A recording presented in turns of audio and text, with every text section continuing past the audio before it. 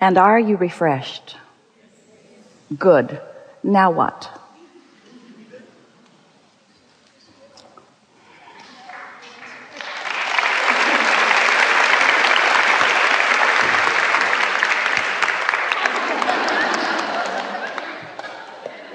Oh, wait, it was the other. Make yourself comfortable with that. Close enough?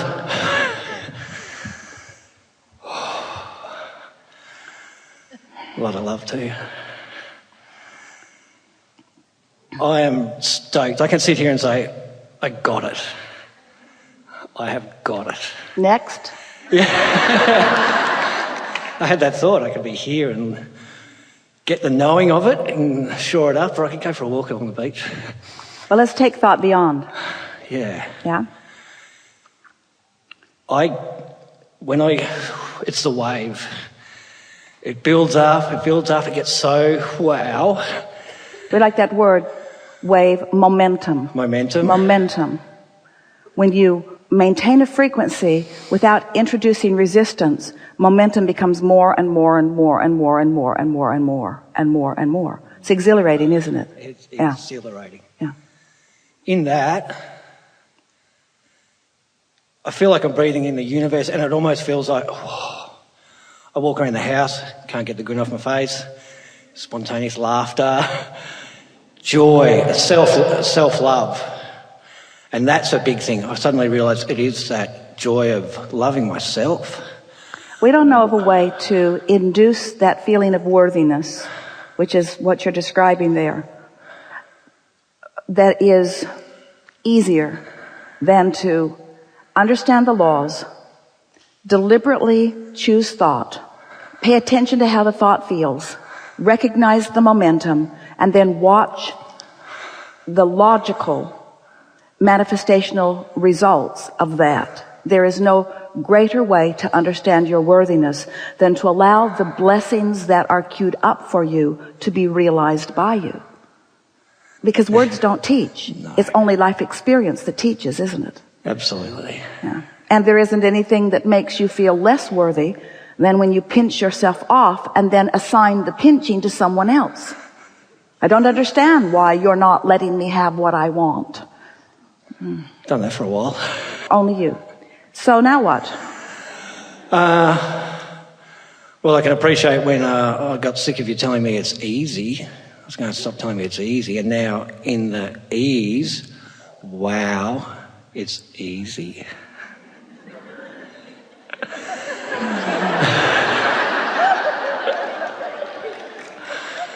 When you are a really good athlete, let's say you play tennis. It's one of the few sports you have that Americans understand. And you're good at it. Do you seek an opponent who you can whip every time? No. Or do you like something that evokes from you something more? So, of course, you're always reaching for that ease. But isn't it nice to have something to reach for? Yeah. And what you're going to come to understand, if you don't already, and some of you do know this, is that it is not more difficult to create a castle than it is a button. It's just a matter of identifying your desire and then believing it. And so it becomes easy once you get the laws. The object of your attention becomes irrelevant. Once you understand that you get to choose, and once you understand that you can align with it, and once you know how to prepare your grid, and once you're able to watch for the signs that let you know whether you're in alignment and allowing or not, now there is nothing that you cannot be or do or have. Well, we want to say that in a different way. There has never been anything that you could not be or do or have, but when you know it, that's when you start allowing yourself to experience it. So what do you want to talk with us about? So in that place, it feels so high-flying, and sometimes it's like, whoa, I've just got to settle down a bit. Or people see you and think you're on drugs. It's like, whoa, I've got to get a balance here. You get to control that. You get to control the gap between your desire and your allowing. And so the closer you are to alignment with what you want, then the calmer it feels. It's all about maintaining your own momentum, making sure that you're up to speed. We've been offering for a while an analogy. It came with our conversation about one of the processes that we offered, which was the focus wheel process. But we talked about the merry-go-rounds on the playgrounds. And when the kids have one really going fast and you want on, sometimes you can't get on because it's going too fast and you just can't get on. And when you try, off in the bushes you go. But if they will slow it down and then let you on and then you speed it up, then you can enjoy the increasing of the momentum. But recently, Esther has discovered for herself an image in her mind that it's like whatever she's doing grid-wise is like that merry-go-round that is spinning. It's gaining momentum. So she is discouraged. She's on a merry-go-round that is in that vibrational arena. And in her discouragement, only others who are discouraged can get on with her. So even though she would like high-flying, happier, more productive, more efficient, more effective to get on with her, they can't get on because that's not where she is. So what you may begin to recognize is that you have control over where you hang around. And the more you deliberately focus your thoughts and allow your vibration to naturally rise, as it will, then once you begin maintaining that higher frequency, then more of the things that you have been wanting and more of the things that have been spinning in your vortex can then flow easily into your experience. So it's nice to kick back and have some ease, and it's nice to rev things up. We are not encouraging you to hit the floor running every day. We want you to have ease, but we also want you to have momentum. And what so many people are doing is they're gaining momentum and then they slow it down. And it's the discomfort of bringing your momentum. It's like a train that's going 100 miles an hour that way and you want it to go 100 miles an hour that way, but you don't want it to happen suddenly. You really want it to slow down and then speed back up. So law of attraction is managing all of that for you. Want to talk about something specific? It's just life in general, my stories of where I want to be and feeling I know what's coming. I know the expansion of where I'm going by my story. And yet there will be constant surprises and delights, yes? Yes. Because you have a vibrational awareness of what's coming, but the details of it you don't know, not necessarily. No. So, do you like to try to fill the details in? Yeah. And what do you think the benefit is of defining the details that you would like to unfold? The details that feel good. Yeah, for sure. Does it tell the universe what you want? Yes. Or have you already done that? I've already done it. So what does talking about what you want in detail actually do for you vibrationally? Shores up the knowing of the place I'm in. It causes you to practice the vibration that allows the details to occur to you. Are you beginning to get the sense of this? Sometimes as you're thinking about deliberate creation, you think, well, I'm here and what I want is over there, and so I'll just figure out some way to bring that to me or to get me to it. And we would like you to begin to understand that you have already done the creating. The creating is already complete. You've got enough going on in your vortex to keep yourself busy for 20 or 30 lifetimes. So now, as you practice the art of allowing, as you reach for more and more thoughts that feel increasingly better and better, and as you maintain that higher frequency longer and longer, the grid fills in, and the grid fills in with the manifestations that you all have been assigning to yourself as your job. We want to back up and say that again because we really want you to hear this. Sometimes you think that in order to get your vibration in the right place, that you need to think about your goal, talk about your goal, get really good at articulating it, talk about how much money you want and what you will do with it when you get it. Sort of like you're telling the universe, this is what I want, so don't forget about me. And we want you to understand that every minute you spend verbalizing, imagining, envisioning, that's not your time of identifying what you want. You already did that in step one. And that's not your time of making it happen, because Source has already gathered all of the cooperative components. That's already done too. But every moment you spend envisioning or articulating or talking with others, those are moments that you're spending practicing a grid that puts you in the place of then being open-minded and in a place that you can receive the awareness. So then those ideas begin to flood into your mind, and you say, I have a really good idea. And you think that you have conjured the really good idea, and in essence you have conjured it, but it came from your vortex that's already conjured. Are you getting the sense of what we're talking about?